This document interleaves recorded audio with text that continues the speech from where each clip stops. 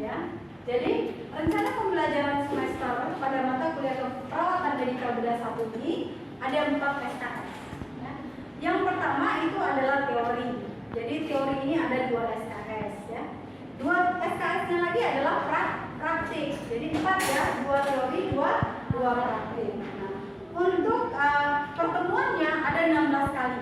Dari 16 kali pertemuan itu sudah masuk UTS dan UAS. Jadi untuk tatap muka, untuk laboratorium nanti itu ada 14 kali. Yang duanya untuk apa? Untuk UTS dan UAS. Sampai sini paham? Paham ya? Nah, selanjutnya capaiannya apa sih? Ya? Capaiannya apa yang harus dicapai oleh mahasiswa dalam semester ini khusus untuk mata kuliah keperawatan medikal bedah, ya, medikal bedah 1. Itu ada 7. Ada 7 capaian yang harus kalian targetkan, yang harus kalian pahami. Yang pertama itu adalah kalian mampu memahami tentang konsep dan perspektif keperawatan medikal bedah. Nggak bisa dong langsung saja, gitu kan? Teori yang dimaksud dengan ini nggak bisa. Jadi kalian harus mampu memahami apa itu keperawatan medikal bedah. Bagaimana kaitannya dengan MDGs ya, gitu. Yang kedua itu adalah kalian mampu memahami asuhan keperawatan, khususnya pada kebutuhan oksigen, ya. Pada kebutuhan oksigen ini biasanya pada sistem pernapasan. Tahu dong sistem pernapasan? Biasanya kalau sistem pernapasan pernah nggak dengar? Penyakitnya apa saja? Asma. Terus apa lagi? ISPA. Terus tuberkulosis. Ya, itu penyakitnya asuhan keperawatan yang kalian harus pahami di sistem pernapasan kebutuhan oksigenisasi. Yang ketiga, capaian yang harus kalian dapatkan itu adalah memahami asuhan keperawatan pada kebutuhan cairan. Kalau kebutuhan cairan elektrolit itu pada sistem perkemihan, khusus pada sistem perkemihan. Nanti akan dibahas. Kemudian untuk capaian yang keempat, ya, untuk capaian yang keempat kalian juga harus memahami asuhan keperawatan tentang kebutuhan nutrisi. Jadi kebutuhan nutrisi pasien kalian harus pahami, ya. Biasanya kalau kebutuhan nutrisi itu pada saluran pencernaan, ya, pada saluran pencernaan.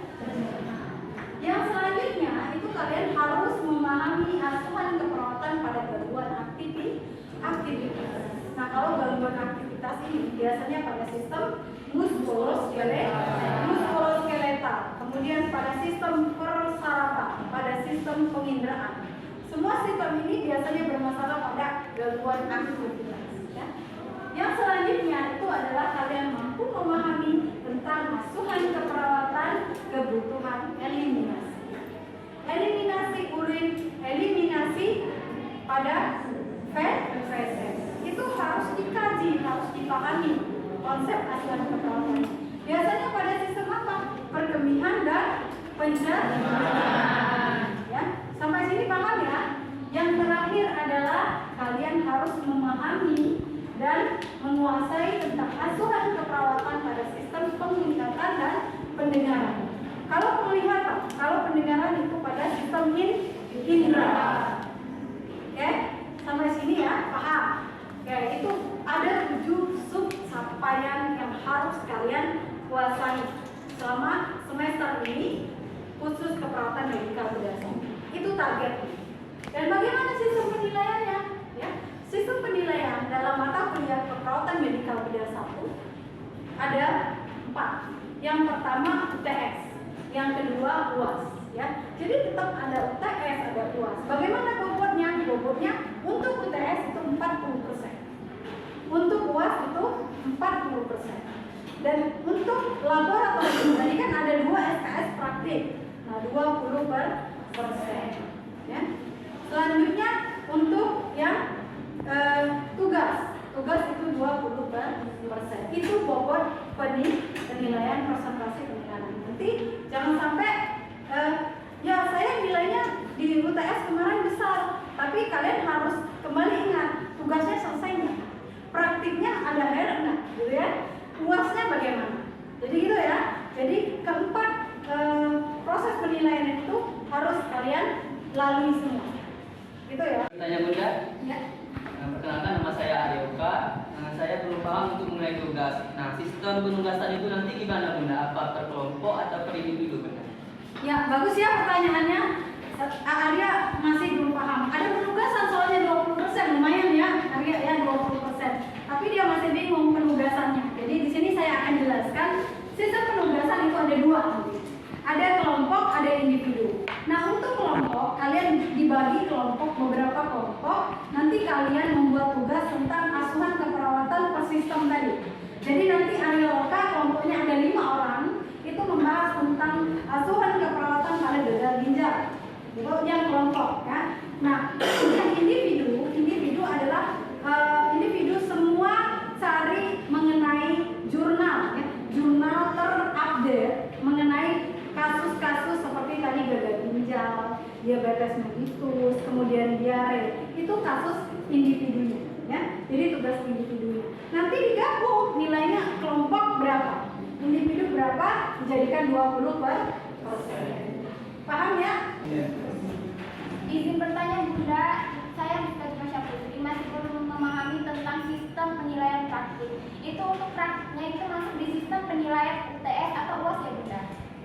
Jadi pertanyaannya adalah Rizka belum paham tentang penilaian untuk praktiknya bagaimana gitu kan? Apakah bisa digabung atau nanti praktik saja gitu kan? Ya udah praktik saja udah ada 20%. Jadi gini, jadi praktik itu nanti kita ada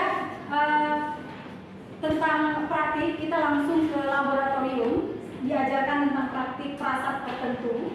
Kemudian kalian mencoba, namanya tutorial, kalian mencoba sendiri. Itu silakan kalian coba sampai kalian bisa, kemudian baru dilakukan ujian laboratorium. Nah, di ujian ini dinilai ya.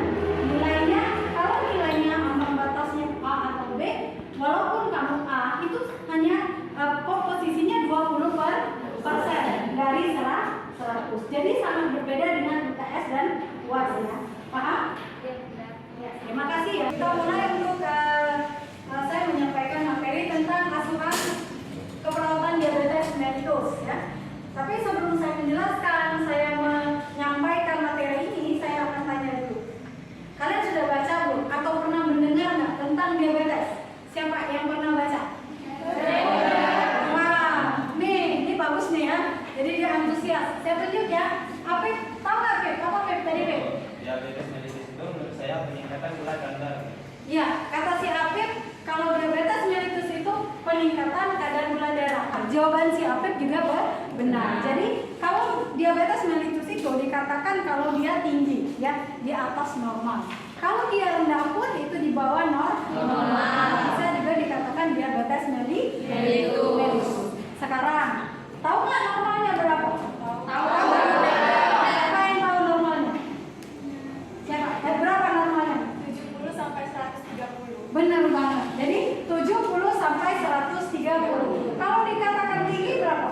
Di atas 130. Di atas 130 itu dikatakan dia tinggi kadar gula darah. Kalau dia rendah? Di bawah 70. Di bawah 70, bisa 60, bisa 50, 40, 30. Bagus ya, bagus sekali jawabannya ya. Selanjutnya kita mulai ya. Saya akan mulai memberikan materinya. Silakan kalian simak. Jadi tadi tentang teori diabetes mellitus. Jadi benar, penyakit sebenarnya diabetes mellitus itu adalah penyakit metabolis ya. Metabolis pada tubuh. Biasanya itu karena herediter. Herediter itu adalah karena keturunan. Ya. Tanda-tandanya apa? Bisa hiperglikemi. Hiperglikemi tadi peningkatan kadar gula darah. Bisa juga karena glukosuria. Jadi gula darahnya rendah, gula darahnya masuk di dalam, keluar melalui urin. Ya. Sampai sini paham tentang pengertian ya? Paham. Kita lanjut ya. Kita lanjut ke penyebabnya. Apa sih Kenapa bisa DM? Kenapa bisa diabetes mellitus? Ada beberapa penyebab ya. Yang jelas itu penyebabnya adalah karena kelainan pada sel beta pankreas. Ingat anatomi ya. Ingat ada organ pankreas. Nah, si pankreas ini menghasilkan insulin ya. Insulin ini nanti bekerja merubah glikogen menjadi glukosa. Glikogen dapat dari mana? Dari makanan ya. Dari kalian minum teh, dari kalian makan nasi, makan roti, semua itu dicerna menjadi gula. Gula itu diubah menjadi energi ya. Jadi siapa yang berperan? Insulin. Siapa? Sel beta pankreas. Kalau sel pankreas, sel betanya rusak, apa boleh buat?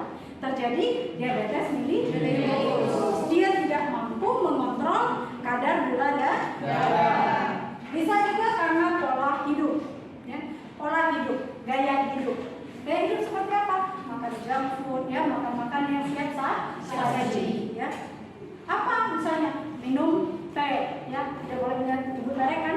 Minum teh, banyak mengandung gula, kemudian konsumsi karbohidrat yang berlebihan itu bisa menumpukan gula di dalam darah Anda. Apalagi kalau memang dia punya bibit-bibit ada gen dia memang diabetes mellitus ya. Itu yang terjadi penyebabnya. Kenapa sih orang bisa DM? Kenapa sih ada penyakit gula itu? Kenapa itu? Ada beberapa penyebab. Sampai sini paham? Kita lanjut ya. Oke ya. Nah, bagaimana patofisiologi? Tadi saya sudah jelaskan bahwa mulai dari dia ada pasien yang memang karena sel betanya rusak. Kalau pankreasnya rusak, insulin tidak bisa diproduksi. Kalau insulin tidak bisa diproduksi, otomatis yang makanan yang kita serap itu tidak bisa diubah menjadi energi. Dia mengendap di dalam darah. Terjadilah penumpukan gula di dalam darah. Jadi kita harus tahu dulu penyakit tentang diabetes mellitus. Ada beberapa pemeriksaan. Sampai sini ada yang mau bertanya? Saya punya. Oke, siapa namanya? Silakan. Saya Destina. Ingin bertanya Bunda, Ya. bisa nggak kita mengetahui pasien itu mengidap diabetes tanpa mengecek laboratorium? Ya, bagus ya pertanyaannya si Destina ya. Jadi pertanyaannya benar, bisa nggak sih kita tahu bahwa itu adalah DM, pasien itu mengalami DM tanpa harus periksa dulu darah, tanpa harus periksa yang lainnya gitu ya, ronsen dan lainnya. Ya bisa ya. Jadi tanda dan gejala pada pasien diabetes mellitus itu ada 4. Ada poliuri, ada polidipsi, ada poliplagi, ada kelelahan. Ya. Yang sering terjadi adalah 3 ini. Poliuri, dia sering kencing terus menerus. Tiap jam kencing, tiap menit kencing. Yang kedua adalah polidipsi, dia haus terus menerus, dikit-dikit haus. Jadi dia minumnya udah banyak tapi haus lagi. Oke, itu polidipsi. Yang ketiga adalah poliplagia. Nah, dia itu jadi lapar terus menerus. Jadi orang dengan lapar terus menerus, setiap 15 menit makan lapar lagi. 15 menit makan lapar lagi. Jadi kenapa? Dia merasa lapar karena sel beta tadi rusak. Makanan yang sudah dimakan tidak dirubah menjadi energi. Itu tandanya ya. Ada dia lapar terus menerus, ada kencing terus menerus, haus terus menerus. Sudah curigai dia diabetes mellitus. Tapi tetap harus pemeriksaan penunjang. Apa saja yang harus dilakukan pemeriksaan penunjang? Namanya cek gula darah. Untuk memastikan dia pasien DM harus cek gula darah. Tadi kadar gula darah ada yang normal berapa? 70 sampai 130. Itu yang normal. Kalau dia diabetes mellitus, mau dia sudah makan, mau dia belum makan ya, mau dia puasa, tinggi terus. Di atas 130. Sampai sini paham ya? Ada lagi yang mau bertanya? Belum ada? Belum ya, kita lanjut ya. Nah, ini adalah komplikasi. Jadi komplikasi yang terjadi pada pasien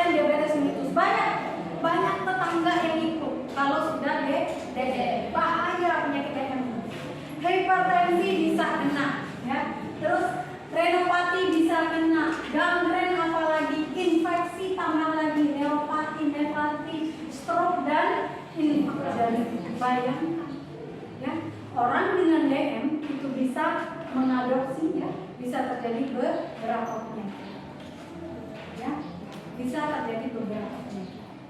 Ada yang tahu nggak tentang hipertensi? Ada yang tahu hipertensi? Tahu ya? Siapa yang bisa? Hipertensi. Hipertensi? Kenaikan ya, tekanan darah.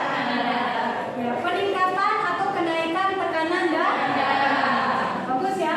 Jadi hipertensi bisa terjadi hipertensi. Orang DM dengan kadar gula darah yang tinggi bisa menekan kerja jantung. Jantungnya memompa terus menerus. Akhirnya apa? Tekanan darahnya tinggi. Sampai sini paham ya? Kita lanjut ya. Kita lanjut ya. Nah ini ada beberapa penata-rasa. Orang dengan diabetes mellitus harus ada pengobatan farmakologi dan non farmakologi. Boleh farmakologi untuk menstabilkan kadar gula darah. Nanti diterapi dengan obat-obatan. Non farmakologi ini ada. Salah satunya adalah penelitian Bunda tentang teknik modifikasi relaksasi. Nanti berkaitan. Nanti kita akan praktik labor tentang bagaimana memanajemen relaksasi modifikasi supaya kadar gula darahnya menjadi normal tanpa konsumsi obat. Oke, pasti antusias kan? Jadi apalagi kalau ada orang tua yang mengalami diabetes mellitus. Kita lanjut ya. Ya, ini ada beberapa contoh asuhan keperawatan. Jadi asuhan keperawatan itu tadi keluhan utama. Biasanya pasien datang ke rumah sakit mengeluh, makan terus menerus, lapar terus menerus, minum terus menerus, haus terus menerus, kencing terus menerus, dan dia lelah. Biasanya itu kenapa dia dibawa ke rumah sakit. Jadi konsep asuhan keperawatan ada 5 apa saja? Satu orang dari diagnosa, intervensi, implementasi, evaluasi. Oke, ada 5. Ada pengkajian, ada diagnosa, intervensi, implementasi, evaluasi. Oh, berarti udah belajar kan? Jadi di keperawatan medikal bedah ini semester 1 kemarin ya, yang konsep keperawatannya. Sekarang ya tingkat 2. Jadi kita belajar tentang aspeknya. Jadi konsepnya kemarin udah. Jadi kita belajar langsung ke asuhan keperawatan. Prosesnya apa? Pengkajian, diagnosa, intervensi, implementasi, sampai evaluasi. Baik, Fiona. Jadi izin bertanya Bunda, sebenarnya penyakit diabetes mellitus itu pasti atau tidak Bunda? Dan apakah diabetes mellitus itu disebabkan dari keturunan? Iya, jadi sebenarnya penyakit diabetes ini pasti nggak sih Bun? Kata si Fiona kan, jelas nggak? Dan benar-benar apakah benar-benar disebabkan oleh keturunan salah satunya? Iya, penyakit diabetes itu penyakit pasti. Karena dia kerusakan pankreas sehingga energi tidak bisa, gula tidak bisa dirubah energi. Kerjanya si insulin. Nah insulin ini dihasilkan oleh pankreas, pasti penyakitnya. Bisa penyebab keturunan? Maaf. Ya, bisa diturunkan. Jadi kalau punya gen yang memang punya diabetes mellitus, kemungkinan Anda bisa terkena diabetes mellitus. Paham? Paham ya? Oke. Ada lagi yang mau bertanya? Saya Bunda. Ya, silakan Baby. Apa saja yang kita lakukan dalam menangani pasien diabetes mellitus? Oke, apa sih yang harus kita lakukan kalau ada pasien diabetes mellitus? Balik lagi ke proses asuhan keperawatan. Kita kaji, timbul masalah, ada masalah. Kalau masalahnya dia gangguan integritas kulit, kalau masalahnya adalah hiperglikemi, apa yang harus kita lakukan? Yang pertama adalah kalau hiperglikemi, dia harus diturunkan kadar gula darah. Dengan apa? Bisa farmakologi, bisa dengan obat-obatan. Ya, kita suntikan insulin. Ya. Biasanya dengan hiperglikemi karena insulin tidak ada, jadi disuntik insulin. Dengan farmakologi, sudah dijelaskan tadi, Bisa beberapa non farmakologi, salah satunya adalah teknik relaksasi modifikasi. Bisa dilakukan pasien sendiri, bisa keluarga mengajarkan, jadi tidak ketergantungan obat. Jadi dia gula darahnya bisa dikontrol, bisa dinormal. Paham, Baby? Terima kasih ya pertanyaannya. Selanjutnya ada lagi yang mau bertanya? Dari tadi si Dea mau nanya terus, tapi tidak diberi kesempatan. Ya, Dea. Bertanya, jenis-jenis diabetes itu apa saja? Ya, jenis-jenis diabetes ya. Jenis-jenis diabetes tadi belum disinggung ya. Jadi jenis diabetes itu sebenarnya ada dua yang pastinya. Ada diabetes mellitus tipe 1, ada diabetes mellitus tipe 2. Pernah kan dengar ada tipe 1, ada tipe 2 kan? Nah, tipe 1 ini dia tidak ketergantungan insulin. Yang kedua, ketergantungan insulin. Ya. Dia ketergantungan insulin. Kalau 1 itu dia sebenarnya pankreasnya masih ada, insulinnya tidak terlalu berfungsi. Kalau yang kedua itu dia benar-benar tidak berfungsi, insulinnya tidak ada sama sekali. Yang ketiga ada yang tambahan, orang yang hamil ya. Orang ibu hamil itu bisa terjadi penyakit diabetes gestasional, penyakit DM karena hamil. Paham ya? Ada 3 jenis. Terima kasih. Masih ada yang mau bertanya? Belum paham? Masih? Ya. Jadi gini Bun, saya pernah mendengar bahwa orang yang menderita diabetes mellitus susah sembuhnya pada saat mengalami luka ya Bun. Apakah benar Bun? Iya, pertanyaan Dirta ya. Bun, kan aku pernah baca katanya kan, ada yang pernah baca bahwa orang DM itu kalau dia luka nggak susah sembuhnya. Benar, ya. Orang dengan diabetes mellitus kalau dia sudah luka susah sembuh. Bisa terjadi gangguan, lukanya busuk, banyak pusnya, bisa terjadi amputasi, ya. Bahaya kenapa ya tadi? Karena gula darahnya tidak dirubah menjadi energi. Jadi penumpukan kadar gula darah. Jadi terjadi percepatan pengentalan darah. Kalau pengentalan darah cepat, otomatis kan darah ini kan mengandung nutrisi, oksigen yang harusnya disampaikan ke sel yang mati, tapi dia nggak nyampe karena terputus karena dia cepat membentuk. Sampai sini paham? Paham ya? Tidak ada pertanyaan lagi? Kalau tidak ada pertanyaan lagi, kita simpulkan ya bahwa penyakit diabetes mellitus itu bisa karena keturunan, penyebabnya karena keturunan, dan penyakit ini karena penyakit metabolik di dalam tubuh, ditandai dengan gula darah meningkat ataupun menurun. Jenis-jenisnya ada tipe 1, tipe 2, dan tipe 3. Gestasional ada 3. Ya, ada yang bisa mengulangi nggak? Ya, oke, saya akan mengevaluasi ya capaian pembelajaran hari ini dengan saya menerangkan tadi, dengan kita diskusi tadi. Ada kalian mampu nggak memahami, mengingat kembali? Ada yang tahu tadi? Ada yang masih mengingat tentang pengertian dari diabetes mellitus? Saya Bunda. Ya, silakan. Menurut saya penyakit diabetes adalah penyakit metabolik atau penyakit gula Bunda. Iya, benar ya. Penyakit metabolik atau penyakit gula. Ya, buat pasien lain saya rasa juga paham ya. Sekarang penyebabnya, ada yang bisa mengulangi? Bunda. Oke, tadi ada pengertian ya. Sekarang penyebab. Ada yang masih mengingat penyebab? Saya Bunda. Siap. Untuk penyebabnya itu bisa karena keturunan dan pola gaya hidup. Iya, keturunan bisa menyebabkan faktor penyebab, juga gaya hidup. Oke, tanda dan gejala sekarang. Ada yang tahu tanda dan gejala? Oke. Dari pemahaman saya, yang pertama itu terus kelaparan, terus kehausan, dan terus menerus kencing Bun. Iya, benar ya. Terus menerus haus walaupun minum, terus menerus lapar walaupun sudah makan, dan kencing terus menerus. Selanjutnya, apa jenis-jenisnya? Saya Bun. Ya, jenis. Untuk jenis-jenisnya itu ada 3 Bun. Yang pertama tipe 1, tipe 2, dan tipe 3. Iya, tipe 1, tipe 2, dan tipe gestasional ya. Bukan tipe 3. Tipe gestasional. Itu tipe yang dibawa karena saat bagus ya.